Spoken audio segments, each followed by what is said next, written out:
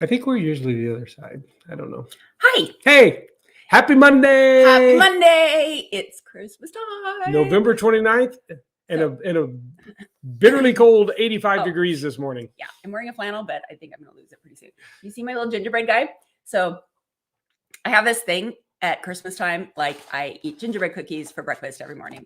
I don't know that I can continue doing that the older I get, because don't know that that's maybe, if anybody has a healthy gingerbread cookie recipe, let me know.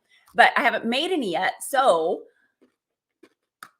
I found these in the cupboard. I think the wrapper said eat best by May 2020. Now you tell me. But it's sugar. So if we don't show up at church, you know why, because we ate the gingerbread cookies. Sorry, I didn't tell Mark that. No. Well, because, okay, I have this problem with, like, if things are like limited quantity or for a limited time, I'm like, oh my gosh, I must buy 10 of them. So 2 years ago, I think I bought too many. These are 2-year-olds? Yeah. Well, if they expired in May of 2020, it's like now I'm going to move 2021.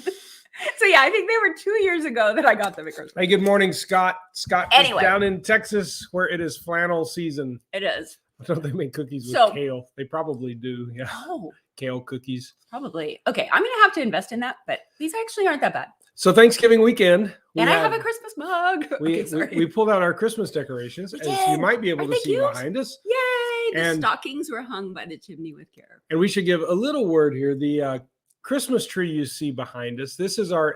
Oh, good morning, Angie. They're very hard. I know they're kind of stale. This is our annual ornaments tree. So way up at kind of tiny. You can't see it from here, but over top on the side, our very first Christmas together, we had gone to Hawaii for our honeymoon. We went to Kauai, and we bought a little gecko under a palm tree. This is Mele Kalikimaka. And that just sparked this idea, hey, we should do this every year. We should get an ornament for each year that reminds us of something that happened in the year. So we've now celebrated 30 years of marriage. So there are 30 ornaments on there. Well, and some years we couldn't decide, so we got like 2 or 3 or 4. I think 4 is the highest number, but and so 1 year we got 4. We were all doing very different things. So a couple of years ago, we decided, because at first we just put them on the very top of our Christmas tree. And then we got so many, it's like, you know what? Let's just get a little artificial tree. That was my idea. And I wanted 2 trees. He's like, no, we don't need a tree. I was kind of against it, but hey, there it is. So I found a really, really good sale. So, hey.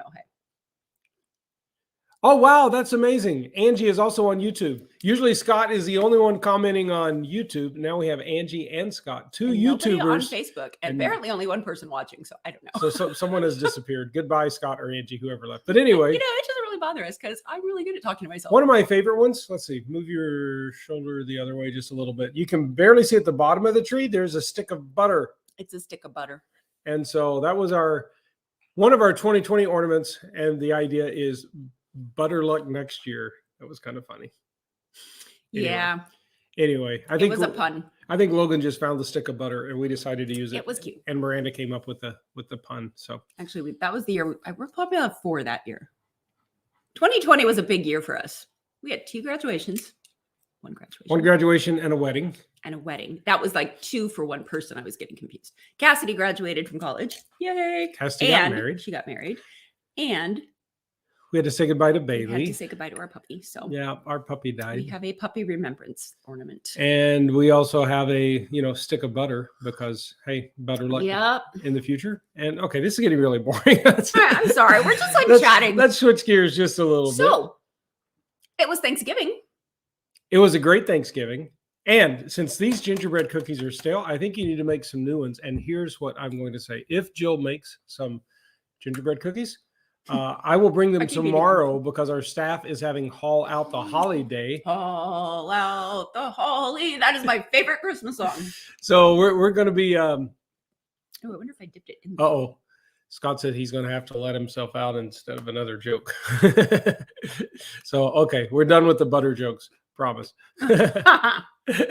So anyway, staff team tomorrow. If we may or may not have gingerbread cookies. I think we will because these aren't very good. No, they're not good at all. They're better if you dip them in coffee. So anyway, we Christmas season is upon us. We started our Christmas series on Sunday. We are looking forward to Christmas shop coming up. So we need to bring a toy that we can give for the Christmas shop. New and unwrapped. Yeah. We're also doing, how about I move these? Because these are just stale. No, I'm eating them. Oh, okay. So Christmas shop is coming. Also, the holiday meetups. I mentioned in church Sunday, I'm going to be leading a meetup where we're just going to meet. When I say the food court, I mean like by the Habit and off of Broadbeck and that area. Nobody knows where Broadbeck is. By Islands. Does that help? Does that work? Across that from place where all those little food places are across from Target. The food court. It's technically called the Village of Newberry Park. I did not know it. That's what it's called. So if I say the Village of Newberry Mark Park, people say, what are you talking about? Oh, the food court. Anyway, on Wednesday, I think it's December 8th and 15th, we're going to meet there at noon, whoever wants to. And we're just going to kind of walk through a couple of the Old Testament prophecies about the birth of Christ. So I know we're going to look at Isaiah 7, and I'm still debating on the second one we're going to look at. But anyway, looking forward to those. There may be a couple of cookie events. I'm going to do a cookie themed something, probably like more of an open house, like, hey, come to my house, bring cookies, take cookies, hang out and chat and eat cookies, that kind of a thing. We will have planned it yet. I'm so bad at planning. But we will do better than stale Trader Joe's gingerbread cookies. I will make good homemade cookies for that. Cookies. And so many fun things coming up. I've heard of life group parties that are going on. We have a neighborhood Christmas party that's coming up on December 12th that we're looking forward to as well. So just all kinds of good stuff. And the sermon series, I think, is really different this year because we're looking at just kind of embracing the fact that this is a hard year, but then turning to God in the midst of it and just finding reasons to rejoice.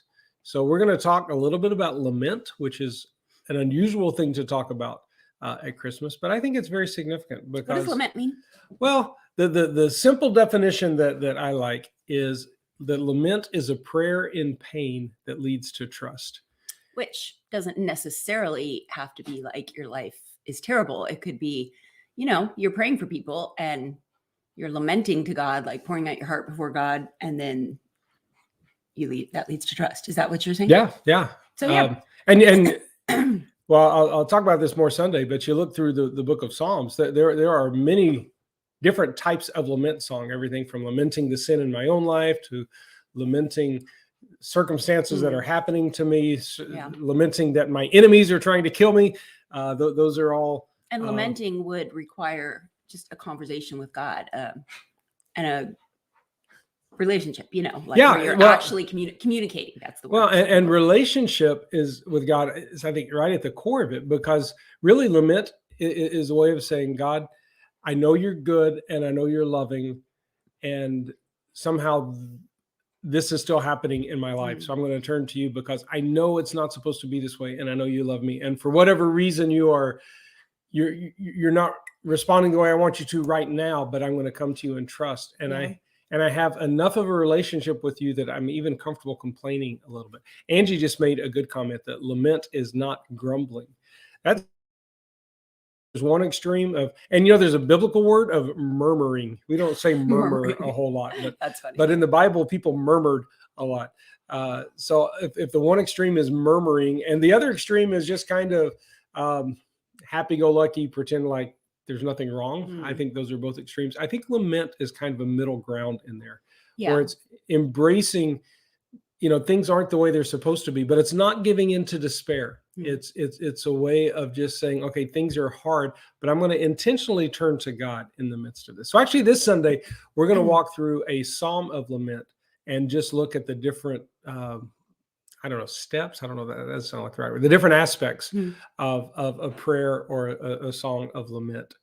And so I know during as you look forward to Christmas season, I mean, it can be kind of overwhelming. It's like, there's just stuff. And, you got that little perfectionism, has to be all picture perfect and, whatever.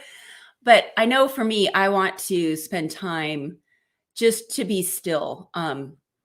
I know that there are a lot of Advent type devotions and things like that out.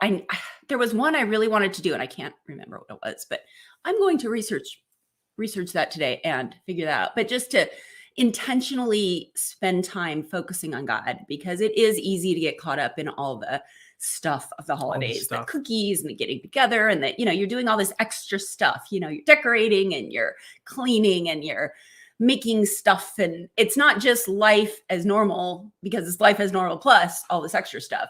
But don't forget to add that extra stuff of just intentional time with God, which is easy to kind of let slide through the cracks. So I need to be reminded of that also. So try to figure that out today, and I will let you know next week which Advent thing I have decided on. It's important. I have a couple on Kindle, by the way. I bought them. You okay? I remembered, but then I took a deep breath and choked up my coffee. Or your stale gingerbread cookie. No, I don't know. No, I Could be remembered any what I of was going to do. There's a thing. Okay, there's a camp, Snowbirds. Oh, They put out an Advent thing, and it's online. So awesome. yeah, I just remembered. That's the one I'm going to do. Awesome. I'm getting very warm in this flannel because it's 85 degrees here. This is not like Arctic San Antonio, Texas here. It's actually warm here in Southern California. One of the other things we're going to do to lament as a church, and by lament, again, it's turning to God. It's not murmuring or despair or grumbling, but we're going to have a service of remembrance. And, that's coming up this Sunday. That's coming up this Sunday. So, there are a handful of people in the church who over the last couple of years through the pandemic have, we've had to say goodbye to people we love. And this is just a time for us to come together as a church family. And here's what it's going to look like. We're going to sing a couple of Christmas carols.